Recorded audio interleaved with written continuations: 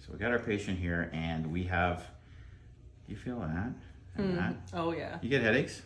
Yes. Okay. How many have you had in the last month? I would say 2.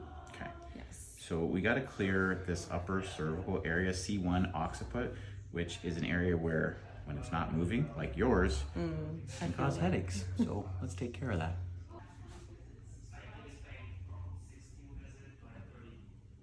Good. Ooh. Very nice. Good. Wow. Nice. Headaches be gone. Power's on. Ready for Christmas.